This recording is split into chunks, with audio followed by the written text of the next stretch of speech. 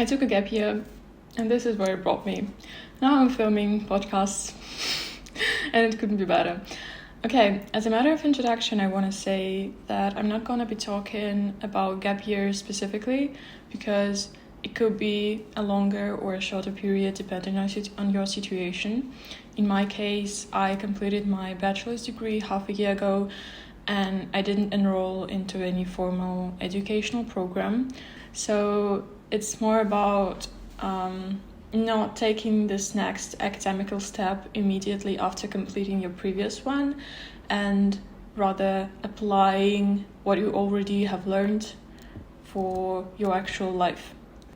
I'm gonna be basing my conclusions on certain core ideas, let's say, that I just want to keep in mind.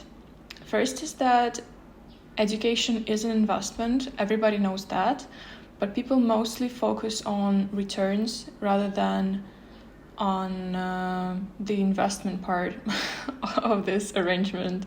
Formal education not only costs money in most cases, but also it costs you flexibility, it costs you your geographical freedom, time, energy, so many things.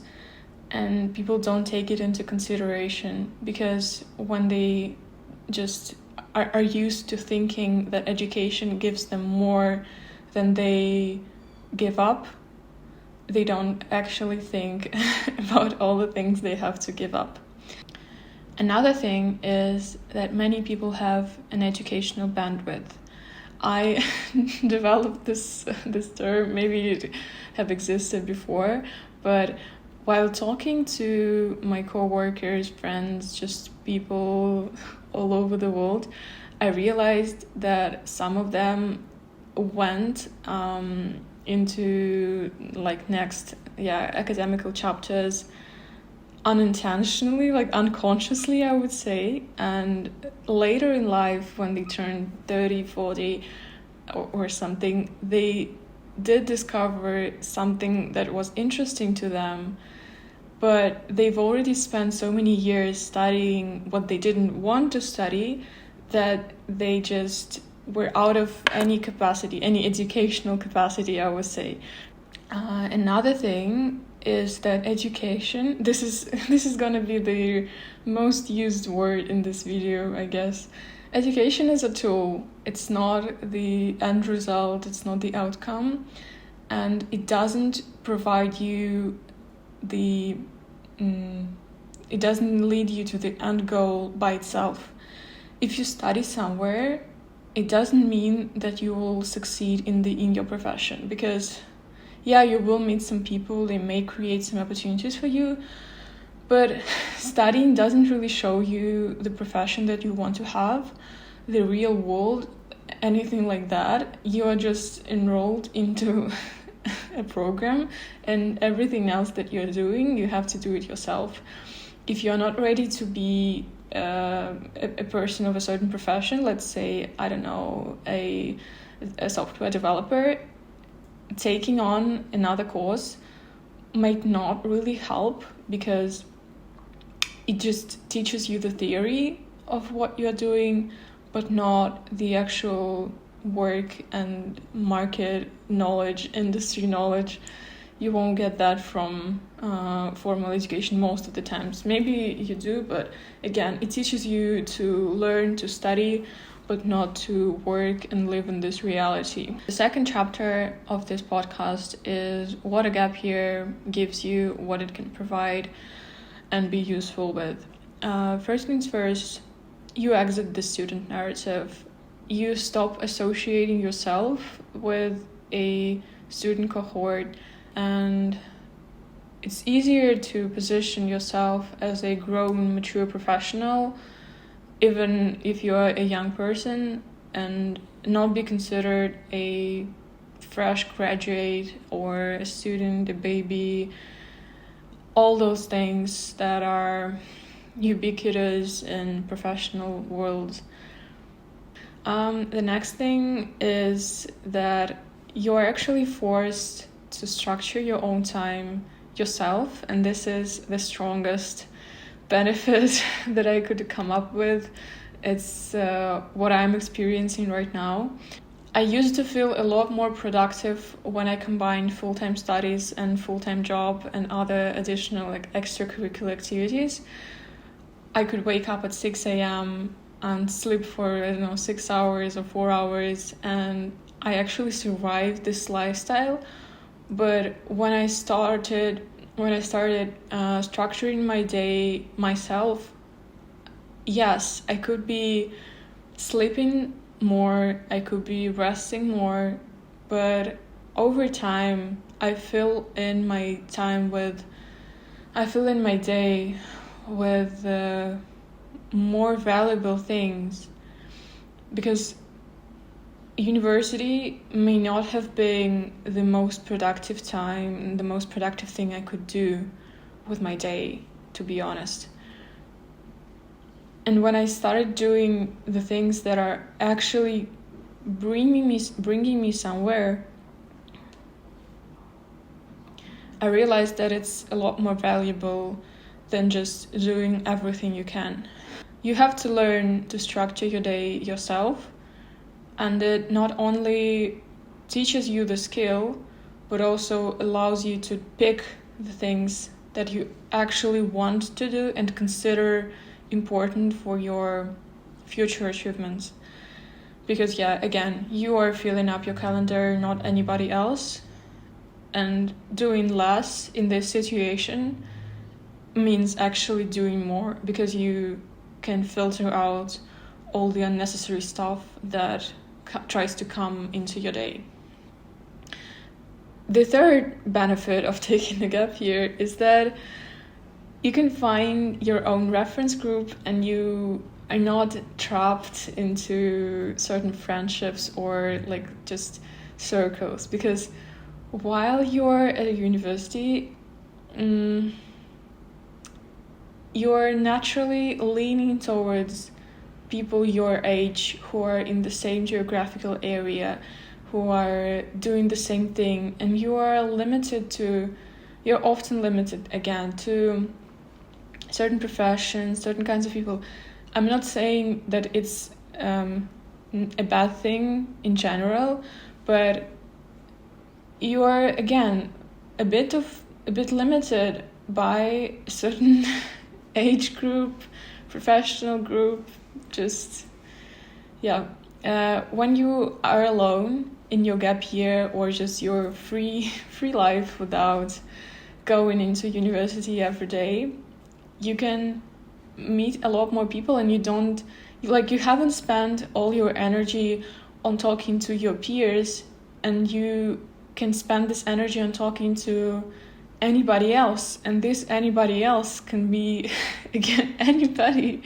It can be a software engineer, a lawyer, an analyst, anybody. I'm not listing all the professions I know, but you just start talking to so many different people, and maybe you will lean towards older people in life or younger people, and you can learn from them a lot more because of the diversity, because of the difference that you and those people have. In my situation, while I was studying at a university, I was mostly talking to other people that do the same thing as I do, that study at the same place, that are the same age, because it's what I naturally had. It's the place where I just had to be at, and I didn't have much time to go into any other places, which I may have wanted to, but I never tried to. So when you have this free time, you can actually use it for meeting people from all over the world, from different kinds of social layers and professions and ages and everything like that. Okay, the next thing is that you can test the life that you want and actually live it and not keep it a dream. To me, it was traveling, but I never knew how it works, how often I can change countries, how should I do it. I've always dreamed of it, but still, if somebody offered me a on-site job, I would take it, because I didn't quite experience the range of emotions I can feel from traveling, from being free. And I could exchange like the dream for reality and take an on-site job, for example, in a city that I wouldn't love 100%, just because I didn't have the option to try living a free life. But now I've lived in several countries this year. I changed them every month. I started exploring Asia myself. I've been to so many different cities and places, and now I know what my dream looked like in reality. Now I know how amazing it is for me, and I can't exchange it for anything else. Now my values are a lot firmer, and I actually know, why am I doing this? Why am I picking a remote job? Why I want to have as much free time as possible, and not try to get into certain types of job that require you to work very, very long hours. And if you don't have the option to try your life out, to try different kinds of schedules, different kinds of jobs, different types of occupation. It could be not even an employment, but I don't know, your own thing, your own little business or something. If you haven't tried, if you haven't experimented with your life, you don't even know what your dream looks like and what suits you, because you've always been put into someone else's structure. I feel like my thoughts, they repeat each other because they are so interconnected, but I just feel how valuable it is to not be structured by other people. To me, it works perfectly, and I'm developing the skill of being organized myself and doing everything that I want, and prioritizing everything like that. So yeah, the next chapter is what actually happens in a gap year. I said that you get a lot of free space that you can use any way you want, but most likely you won't be using it immediately in a very productive and efficient way. Why so? Because if you've been into rigid structures for 20 or more years, you don't immediately know how to live life without those formal rigid structures. And first of all, you just need to decompress. You will be a bit, I don't know, surprised by how free you are. You will be confused what to do with the amount of time you have. You will be depressed because you are not being the most productive person as you did before while you were studying, and you precisely understood what milestones you have, what you need to do, and now you're spending a lot less time doing productive things. This was my experience. Maybe it's not universal again, but I just think that it should work like that. You're just decompressing from the structural life that you had in the past, and you're learning the skill yourself. So you won't be productive immediately, but in this scenario, doing less is actually, again, more valuable, because you are doing fewer things which are a lot more valuable than just doing everything that you can and that you are told to. And the last part of this podcast is how to use a gap year more or less efficiently. First of all, I would try to absorb someone else's experience of how to structure your day, your life, how to achieve goals faster, because buying someone else's experience is actually the fastest way to move forward.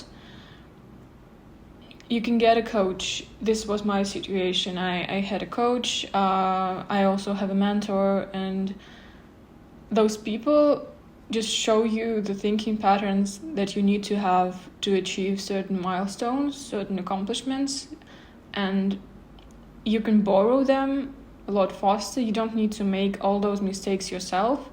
You can just learn from others. It's very obvious and basic statement, but many people forget about that. And me myself, for 3 months again, I was trying to do everything by myself, but it was a slow process and it wasn't the most efficient thing I could do. So yeah, I hired a coach, a cognitive coach, and we just went through all those processes, how to build new habits, how to get rid of the previous one, what things to do specifically in my case, not just general life advice, but things that would actually suit me.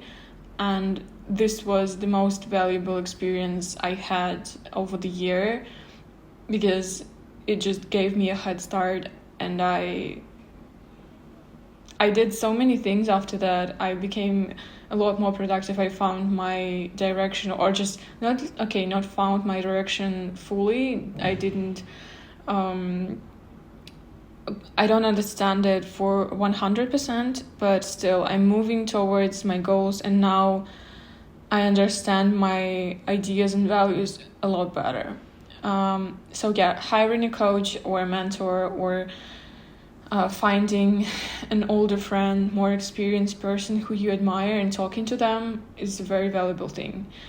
The next advice I would give to myself back then is to talk to as many people as possible, which I actually was doing, but I could be doing even more. And not just talking to people who you encounter naturally, but also reaching out yourself and talking, absorbing, asking questions, learning, and trying to get as much as you can from them. Because many of those people have already tried to achieve the things that you want to achieve, and they've tried to reach the goals, the dreams, put them into life, and they may know the industry, the local market a lot better than you.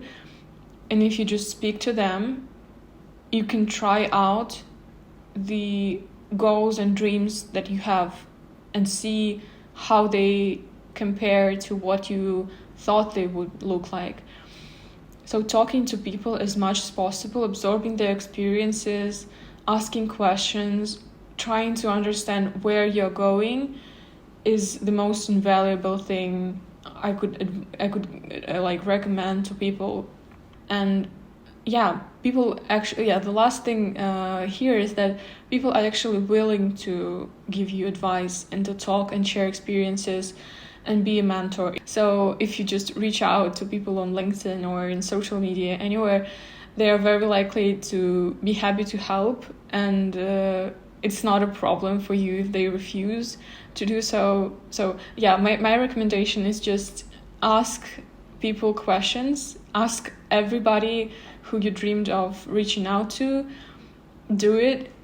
Most likely they will answer and they will be happy to help you, and all your fears are not reality. And yeah, this was just my experience of reaching out to people. They are actually very kind. I have, a 100% rate of people answering me, agreeing to have a call. And this is just such a big cheat code that I discovered maybe too late in my life, but I'm so happy that I discovered it. If you just ask people questions, you can learn so much about the industry, the places you want to work at, the professions, like daily life of a certain profession. You can ask anything and you can just get to those places a lot faster. It opens up lots of opportunities as well. So just go do it. This is the best thing I could recommend from my personal experience. Another thing is document your thinking, your experiences, what you're living through, because you won't notice the progress immediately, But if you look back a month back or another period, you will see the difference quite easily. First of all, you will think that you haven't achieved anything yet, you are living this gap year life and you're not doing much, you're just looking for yourself or something. But over time it compounds, and if you document all the things you've done, all the mental work you took on, you will be able to notice the difference, and it will support you a lot more. But because when you see how much you've done, you are willing to do a lot more. And yeah, the last advice that I can give from my extremely experienced perspective, a very mature person, just accept that this will take time. This is the first time you'll live in a life. You are extremely young, I would say, and you can't force readiness. Some things, they just need to grow in your head. The seeds are planted early on, and you can't force them to grow and to be complete by a certain deadline. You may not be ready for something, but you eventually will be.